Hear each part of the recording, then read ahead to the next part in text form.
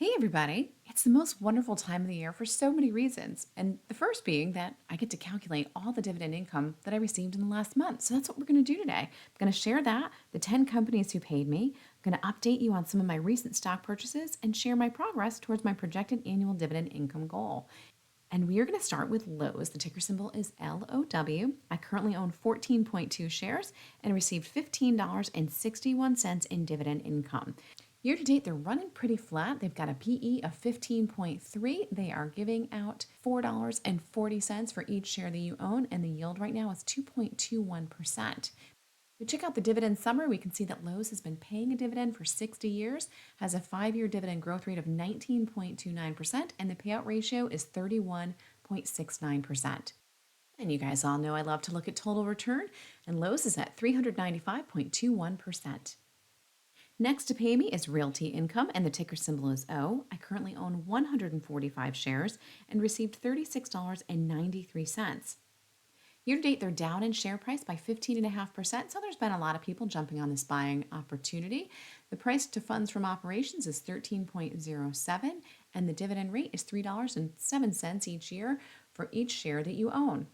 Looking at the dividend summary, Realty Income has 25 years of dividend growth. The 5-year dividend growth rate is only 3.69%, and the payout ratio is 74.11%. And the 10-year total return for Realty Income is 128.17%. Next to pay me was AbbVie Incorporated. The ticker symbol is ABBV. Year to date, you can see the share price is down by 14.6%. I presently own 39.4 shares and received $58.32 in dividend income. The forward PE is 12.4, and right now, for every share you own, AbbVie is paying you $6.20. Looking at the dividend summary, you'll see 10 years of dividend growth, a 5-year dividend growth rate of 10.52%, and a payout ratio of 49.66%, and a 10-year total return of 331.05%. Next up is Main Street Capital. The ticker symbol is MAIN. I presently own 124 shares and received $29.18 in dividend income. You'll see here that in the last year, they're actually up in share price by 8.96%. The forward PE is 10.14, and for every share that you own, you receive $2.82 each year from Main Street Capital. If we look at the dividend history in the last several years for Main Street Capital, you'll see that there's regular dividends interspersed with some special dividends as well. And you'll also see, as we move forward to present day, that they've already got the first quarter of 2024 mapped out, and you'll see that we're moving from a dividend of 23.5 cents per share up to 24 cents a share starting in 2024. And looking at the 10-year total return for Main Street Capital, we've got 167.69%. Next up, we have Procter & Gamble, and I presently own 15.5 shares and received $14.56 in dividend income. You can see in the last year they're up in share price by 3.18%. The forward PE is 23.56, and right now you receive $3.76 each year for each share that you own. Looking at their dividend summary, you see a very impressive 67 years of dividend growth. The 5-year dividend growth rate is 5.63%, and the payout ratio is 60.19%. And in the last 10 years, Procter & Gamble puts up a 139.63% 10-year total return. The next company to pay me is a mortgage REIT, and it's Arbor Realty Trust Incorporated. The ticker symbol is ABR. And I just did a video about it last week if you want to get into some of the nitty-gritty details. I currently own 174 shares and should be receiving about $75 in dividend income. You can see here in the last year they're down in share price by 17.08%, have a forward PE of 7.59, and the dividend rate is $1.72 each year for each share that you own.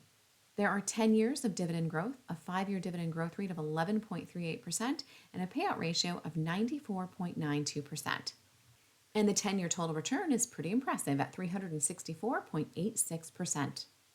The next 3 companies that we're going to talk about are smaller positions for me that I just started earlier this summer. And we're going to start with Comfort Systems USA.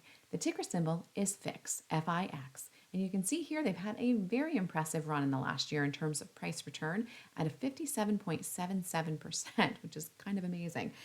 I presently own only 0.66 of a share and earned 17 cents in dividend income. But hey, you got to start somewhere. You can see the forward PE is 23.73, and right now for each share that you own, you receive $1 each year.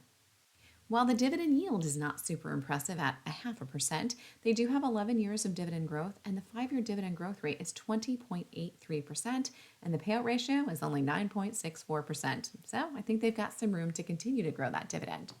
And the 10-year total return is 954.7%. So you might get an inkling as to why that is in my portfolio. I need to add some more. Next up in my Big Safe Dividend portfolio, which I will link in the comments below if you guys want to go take a peek at that, is Graco Incorporated, and the ticker symbol is GGG.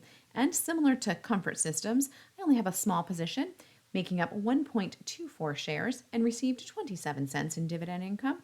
In the last year, they are up in share price by 16.04%. The forward PE is 26.89, and for each share that you own, you receive 94 cents each year. While the yield is also not as exciting at 1.15%, they have 22 years of dividend growth, a 5-year dividend growth rate that is 12.14%, and the payout ratio is 31.54%. And looking at their 10-year total return, we see 263.25%. Next, we have MasterCard Incorporated. Ticker symbol is MA. And along with the last two companies, I only have a small position, and I own 0.29 shares and received 15 cents in dividend income. In the last year, they are up in share price by 17.42%, and the dividend rate is $2.28 for each share that you own. The PE definitely on the high side right now at 33.9. Looking at the dividend summary, they've got 12 years of growth, a 5-year dividend growth rate at 17.92%, and a payout ratio of 19.44%, and a 10-year total return of 476.6%. The next to pay me was the JP Morgan Income Equity ETF, or JEPI. I currently own 61.7 shares and received $22.05 in dividend income. In the last year, they're down in share price by 3.24%. This is another monthly payer, but does have a pretty steep expense ratio of 0.35%. And I've not really been doing much to grow this position right now. I'm really looking for more growth in my portfolio. The yield is 9.11%. And because it is a covered call ETF, you will see that the amount that you receive each month is going to fluctuate. And with that, my dividend income for November is up to $252.24. And if I look at my holdings from August, which is the same month of the previous quarter, I've actually increased the amount of dividend income I received by 14.5%. I recently hit 300 shares of SCHD in my portfolio, and I'm really excited about it. And I've got to raise the bar, you guys. I think for next year, I'm going to shoot for 400 shares. But I wanted to share with you a challenge that I want to start for the year ahead. And I'm going to call it Prosperity 52 in honor of the newsletter that I just launched. I'm going to link that in the comments below, so please join us. The goal of Prosperity 52 is to buy something, no matter how small, each week, and then track your progress. I've even created a worksheet that you can print out and track it. Now, as you may know, I've got a goal of hitting a projected annual dividend income of $4,444, because my lucky number is 4, so I'm just rolling with it. And right now, I'm sitting right at $4,136, and I'm going to continue to push the needle on this.